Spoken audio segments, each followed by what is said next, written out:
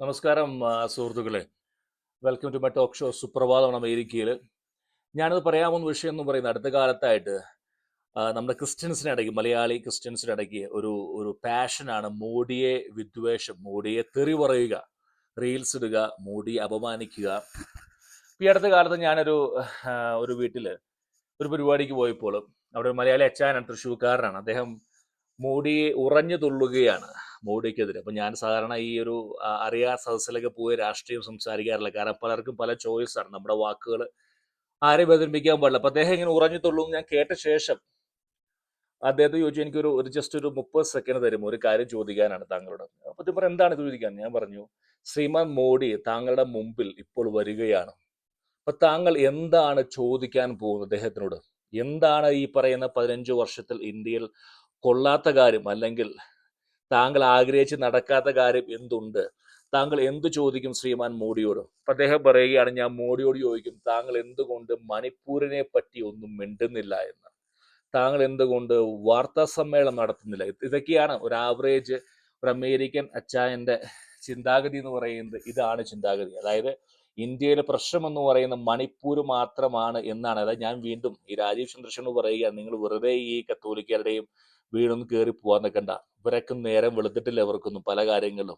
കഴിഞ്ഞ 15 വർഷമായിട്ട് സുസ്ഥിരമായ സർക്കാർ, ഇന്ത്യയിൽ ഒരു ഒരു ഒരു ബോധം, ഒരു സുരക്ഷാ ബോധമുണ്ട്. പല മേഖലകളിലും ഇന്ത്യ മുന്നേറുകയാണ്. ഇപ്പം ഇന്ത്യ എന്ന് പറയുന്നത് ക്യാഷ്ലെസ് ഇക്കോണമി മാറുകയാണ്. പല ടെക്നോളജി, പല നമുക്ക് 1.3 ബില്യൺ ജനങ്ങളുടെ രാജ്യമാണ്. എളുപ്പമൊന്നുമല്ല മുന്നേറുക എന്ന് പറയുന്നത്. എന്തൊന്നും മനസ്സിലാകാതെ മണിപ്പൂർ മണിപ്പൂർ എന്ന് പറഞ്ഞ വിഷയവുമായി ചിന്തിക്കുന്ന മലയാളികൾ, ഞാൻ വീണ്ടും പറയുകയാണെന്ന്, അടുത്ത 50 വർഷവും ശ്രീമാൻ മോഡി ആയിരിക്കും ഇന്ത്യ ഭരിക്കാൻ പോകുന്നത്. അതിന് കാരണം എന്താണ് ചോദിക്കുക? കാരണം ഒരുപക്ഷെ വേറെ രാഷ്ട്രീയം എന്ന് പറയുന്നത് അവർക്കൊരു ബിസിനസ്സാണ്. ഗുജറാത്തിക്ക് എന്താ, ഗുജറാത്തികളുടെ നമ്മളോട് എന്താ, മലയാളിയോട്, ശരാശരി മലയാളിയോട് നമ്മുടെ ചെറുപ്പത്തിൽ എന്താ പഠിപ്പിച്ചിരിക്കുന്നത്? എല്ലാ ദിവസവും സ്കൂളിൽ പോകണം, നമുക്ക് നല്ല കുട്ടിയായിരിക്കണം, ടീച്ചർമാർ പറയുന്നത് കേൾക്കണം, നല്ല മാർക്കോടെ ജയിക്കണം, അതിനുശേഷം എവിടെയെങ്കിലും ജോലിക്ക് കയറണം, കുടുംബം നോക്കണം, ആരോടും ആരെ പറ്റി ഒന്നും മോശമൊന്നും പറയിപ്പിക്കുക. ഇതാണ് നമ്മുടെ ഒരു രീതി എന്ന് പറയുന്നത്. ഇതാണ് നമ്മുടെ ബുക്സ്.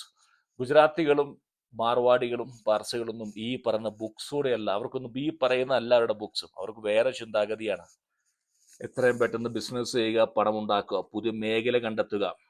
പുതിയ വരാമോ തലമുറ, എനിക്ക് അമേരിക്കയിൽ ഞാൻ ഒരുപാട് ഗുജറാത്തി സ്റ്റുഡൻസ് ഡെയിലി ഇന്ററാക്ട് ചെയ്യുന്ന വ്യക്തിയാണ് ഞാൻ. ഡെയിലി അവരെ കാണുന്നത്.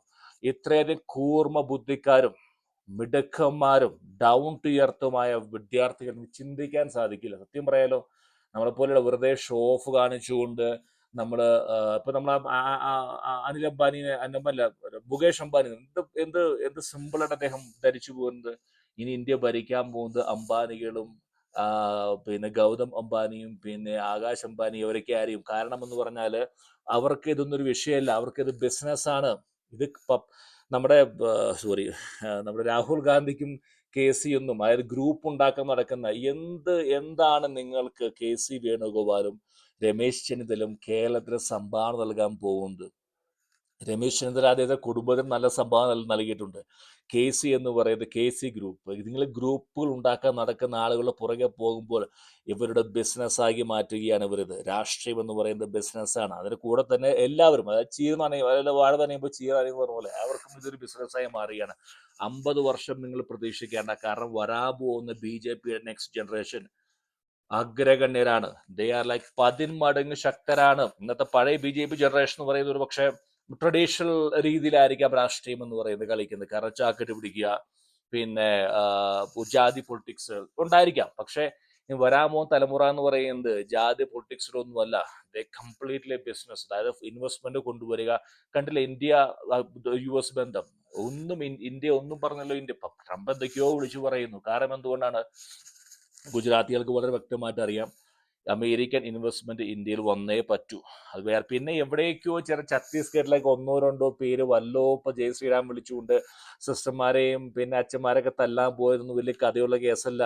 അപ്പൊ അതായത് ഞാൻ വീണ്ടും പറയാന്ന് പറയുന്നത്, ആ പ്രതീക്ഷ, അതായത് മോഡി വിദ്വേഷം മനസ്സിൽ വെച്ചുകൊണ്ട് കമന്റ് ഇട്ടുകൊണ്ടൊന്നും ഈ മോഡി ഒന്നും ഇവിടുന്ന് മാറാൻ പോകുന്നില്ല. കാരണം വരാൻ പോകുന്ന തലമുറ അതിഭീകര തലമുറയാണ്. അവര് ജാതി കൊണ്ടല്ല കളിക്കാൻ പോകുന്നത്, അവരിതിന് ബിസിനസ് ആക്കി മാറ്റാൻ പോവുകയാണ്. അവർക്ക് വളരെ വ്യക്തമായിട്ട് അറിയാം. 25 വയസ്സുള്ള യുവാവ് ഗുജറാത്തി യുവാവ് അമേരിക്കയിൽ പഠിക്കാൻ വന്ന് സ്വന്തമായി കമ്പനി ഉണ്ടാക്കി.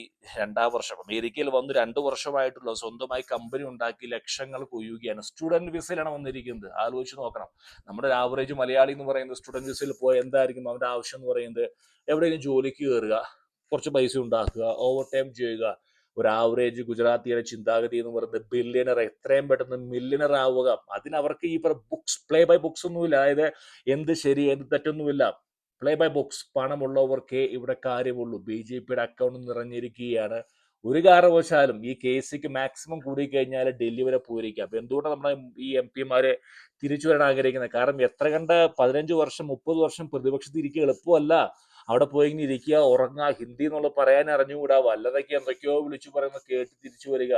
അവർക്കും ഒരു മനമടുപ്പല്ലേ. അപ്പോൾ ഞാൻ പറഞ്ഞ പോയിന്റ് എന്ന് പറയുന്നത്, അങ്ങനെ ആർക്കെങ്കിലും പ്രതീക്ഷയുണ്ട്, അതായത് കുറെ റീൽസ് ഇട്ടുകൊണ്ടും കുറെ കമന്റ് ഇട്ടത് കൊണ്ടും മോഡി സർക്കാരെ താഴെ ഇറക്കാൻ സാധിക്കും ചിന്തിച്ചിട്ട് കാര്യമില്ല മക്കളെ. കാരണം അവർ ഒരു അതിദൂരം മുന്നോട്ട് പോയിരിക്കുന്നു. വരാൻ പോകുന്ന തലമുറ അത്ര അഡ്വാൻസ്ഡ് ആണ്. AI-യുമായി ബന്ധപ്പെട്ട് അത്രയധികം കമ്മ്യൂണിക്കേഷനുമായി ബന്ധപ്പെട്ട് അവർ വളരെ ഒരു മസ്ബൂത്ത്, അതായത് ഭയങ്കര, നിങ്ങൾക്ക് പറഞ്ഞാൽ നിങ്ങൾക്ക് പയ്യെ പയ്യെ ഞാൻ പറയുന്ന വീഡിയോന്റെ സാരാംശം നിങ്ങൾക്ക് കുറച്ച് കഴിയുമ്പോൾ മനസ്സിലാകും. അതായത് അത്രയധികം ഒരു വലിയൊരു തലമുറ പുറകിലുണ്ട് ഗുജറാത്തിന്.